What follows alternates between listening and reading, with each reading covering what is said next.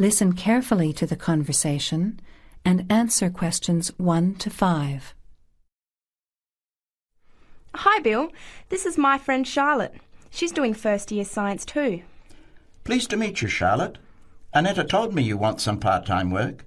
Now, I just have to complete your details on the computer. What's your surname? Johnston. With an E? Yes. JohnstonE. I know that you live in the Heathfield Street student residence, but I can't remember the street number there. It's 126. 126. Good. And the phone number? Well, actually, I never give people that number because sometimes nobody answers or they forget to pass on the messages. So, I bought a mobile phone yesterday, but I can't remember the number. I think it's 0414 847 748. I'll just check. No, sorry, not 748. It's 749. 0414 847 749? Yes, that's right. I must try and remember it. And what sort of work are you looking for? Well, anything really, I suppose, though it depends when it is.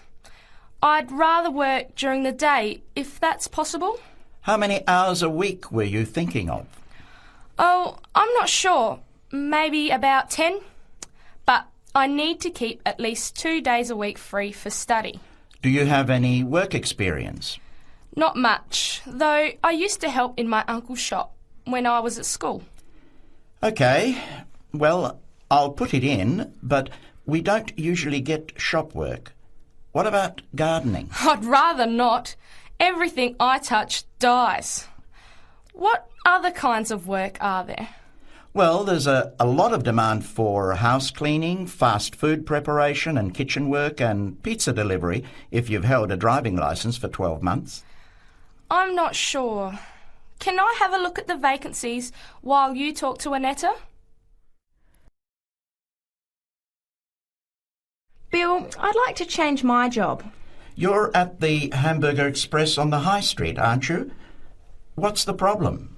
Well, I never know what hours I'm going to work.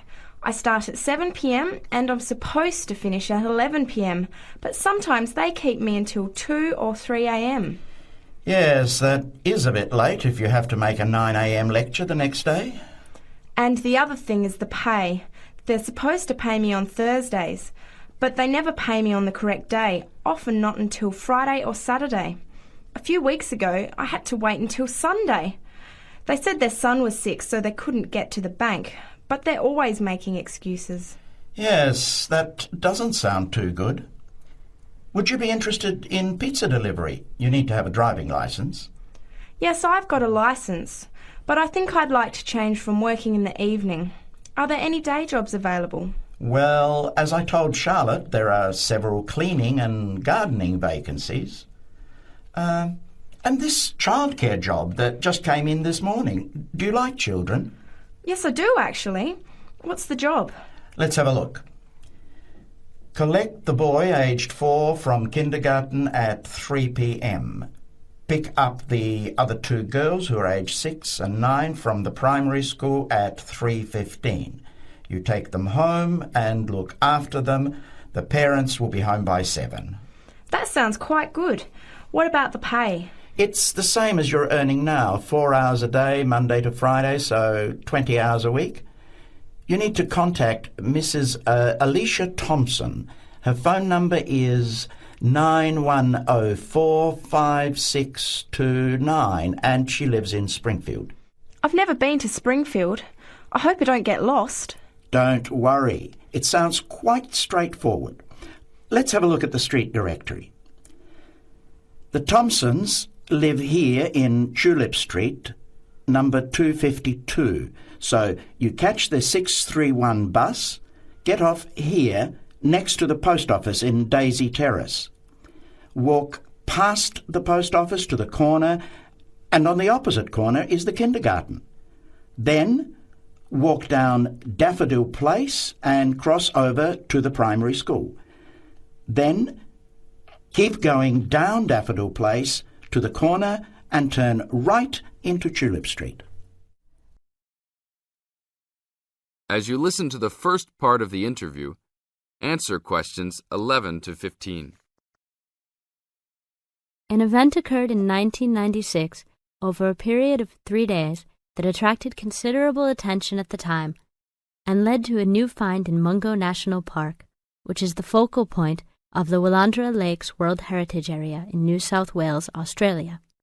I talked to Alan Moore, the organizer of this trip, about his experience. Alan, what was the purpose of your trip? Well, as you know, I love the outback and lead tours of people wanting to go into more remote parts of the country. However, I thought it was time for me too to have a holiday. So I packed up my family and we went to Mungo National Park.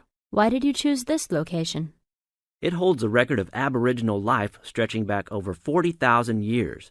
And of course, I wanted my young kids to be amazed by the main feature of the park, the remarkable Walls of China, as they're called, where wind and water erosion have exposed this long history. I see. What was the weather like? It was unusual for that time of year. The rain was just one continual downpour after another. We were always soaked to the skin. So we decided to cut our holiday short and only stayed 3 days in the end. However, it was eventful. The obvious problem was to get back to the nearest town, a small place called Burunga. But the dirt roads out there are always impassable after rain, so we settled down for a long, wet wait in the park. We didn't really mind because the scenery was so interesting. However, the kids wandered away without our noticing, and eventually we realized they must be lost. So we used our two-way radio to contact the park rangers and the police, and a helicopter was sent. Luckily, the kids were found within a few hours, but they'd made an important discovery. As the talk continues, answer questions 16 to 20. So the trip was also eventful for another reason, wasn't it? Yes. They led us to some ancient Aboriginal art. The kids had taken shelter in a very small, low cave that was difficult to see from the outside. We were lucky to have another family camping in our location. When they heard us calling the kids, they immediately helped us search for them, and as the hours went by, they also provided us with much-needed support and encouragement. We really appreciated their help, and as we were already soaked through after looking for the kids for a couple of hours, they even made sure we had enough dry clothes to wear. The park ranger managed to get through to us to lead the search, and when the helicopter pilot notified us by two-way radio that he'd seen the children but was unable to land nearby, we were able to eventually find them very excited about what was in their little cave. And what did you think of their cave? Well, after squeezing in, I must say I was impressed, and managed to take a few photos of it before we left. There were many faint markings and dots on the wall. It was difficult to tell what they represented because they were so small, but people from the museum who have since visited there said the markings were similar to some other findings in the area, and later confirmed they were very old. Although it's now a protected site, the children like to call it their cave, and are allowed to visit it when a ranger can go with them. Thank you, Alan. If you go to Mungo National Park, you can see the entrance to the cave and some of Alan's photos at the ranger's station. Alan continues to lead tour groups in the outback, and if you want further information...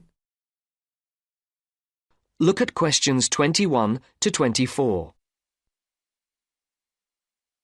There are 4 alternative answers, A, B, C, and D, for each question. Decide which alternative is the most suitable answer and circle the appropriate letter. Henry, don't you think Dr. Adams' lecture was really very good? He could talk about the telephone directory and make it interesting.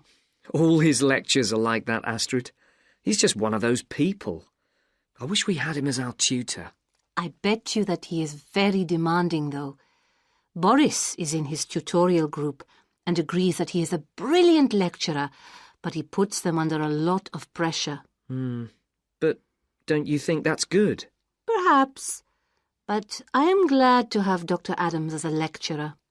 He's interesting and rather funny and puts just the right amount of pressure on people.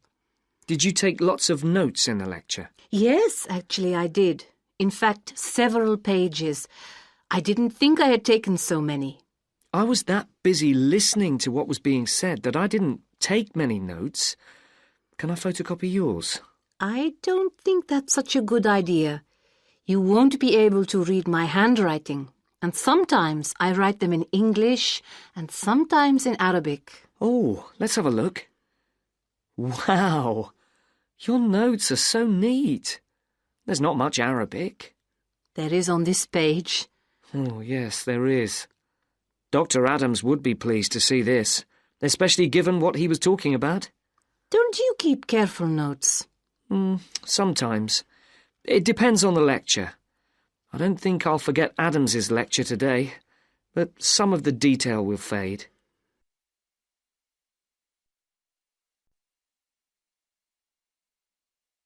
I type up everything afterwards so you can have a copy then, and you can fill in anything I have missed. I'm not so good on the broader concepts. I'm better when it comes to detail. Just what Adams was talking about. Well, I am definitely a detail person. I need to have everything written down before I can get the concepts clear. As you listen to the next part of the conversation, Write no more than the complete 4 opposite. words. For questions I find all the 25 detail to clutters 27, up my mind, and I get and very for questions frustrated, 28 to which 30, was just what he was on write about. no more than 2 He mentioned words a book he'd for written. each answer. He mentioned several. The one on space and the individual? Yes, called My Space. It's on the book list. So it is. I think I'll get that out of the library or get my own copy. Did you get what he said about spatial awareness? I didn't really. Yes, it was fascinating. I can't be as eloquent as Adams was, but I know several people who are frighteningly intelligent, but they have difficulty reading simple directions, even when getting to places that they know very well. I find that difficult to understand. Everyone learns the way to walk to the shops and things like that. You mean just the way people learn spelling? You know, people misspell words, make mistakes in countless areas of their lives, and going in the right direction is just the same. Remember what Adams said about the number of people who cannot tell left from right, north from south, and so on? Do you know which way is north? It's, that way. You see?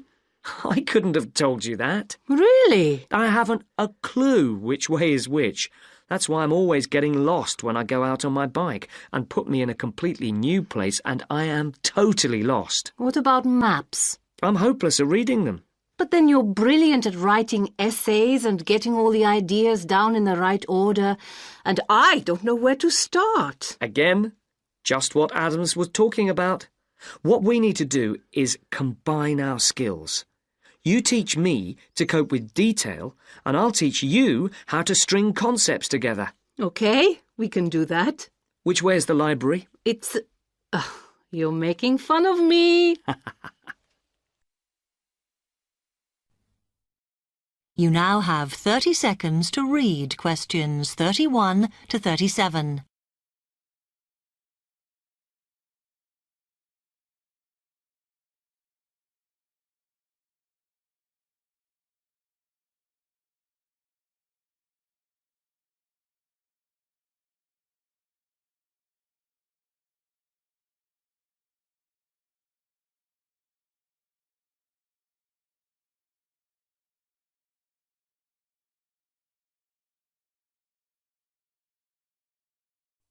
OK, we've been looking at how societies will develop in the future and at the increase in the size of cities. So I want to talk to you today about the key considerations in these cities of the future. There are 3 key elements I want to look at, and these are the new features they will have, issues of size, and the main problems to be considered. First of all, individual transportation will be a big factor in these new megacities as public transport becomes unmanageable. There'll be a huge rise in the use of segways, which are personal transporters like motorized scooters. As a result, and partly also to reduce pollution, roads will be altered so that they are narrower and will take up less of a city's space than they do currently. Naturally, this is a major change to the infrastructure, and something that may hinder it is the huge amount of investment it will require. The next thing is, what is going to happen to the commercial areas? We do not want these to become even larger concrete jungles than they are at present, so we have to look at design. And current designs for city development include building gardens on the roofs of these buildings to make a more pleasant environment for workers. And you may think that these areas will expand to cope with increased commercial activity. In fact, the prediction is that they will cover 1/5 of the area that they do at present as we build upwards. The exception to this is shopping centres, which we predict will expand with more and more temperature-controlled malls. What may cause difficulties is that the superstores will be confined to the outer edges of the city, as they will be too big to fit into the new malls. Then, of course, there are the residential areas, and these will undergo their own changes. One particular development will be houses which are built from glass, as innovations in this material allow it to provide light without causing problems with temperature inside a building. The residential areas will not be allowed to expand without limit, as happens in some areas at present, and their size will be restricted to a population of 15,000. One issue, which has yet to be resolved, and I'm not sure it ever will be, is how we manage to house older residents. They will be increasing in numbers as time goes on. Finally, how will these cities live? We know we have limited energy sources, so what will we do? Well, something currently in development, which will be a feature, is that waste is going to become an energy source. For example, to provide gas in homes. Also, as new technology and systems are developed, we will find that energy plants will become smaller. Another energy source we could use, but one which raises issues of having enough space and too much noise, is wind farms. Because of the problems, I'm not convinced these will be the grand solution to our energy problems that we thought they were going to be. Now, moving on to looking at the social aspect of cities, we need to look at housing and how people will live. Cities currently have flats in the centre, populated by single people and wealthier residents, and families tend to move to the outskirts. In the future, the centre of cities will see a dramatic change. We will see many more examples of cooperative buildings. This is where people join together to form a company that owns the building they live in. And despite continuing shortages, there will also be a rise in the provision of retirement homes in city centres, so that the elderly can have easy access to hospitals and shops. Recently, we have seen a levelling off in the growth of private housing, and I think that will not change. But we are likely to see more social housing, as far fewer people will be able to afford to own their own homes. OK, now, if anybody has any...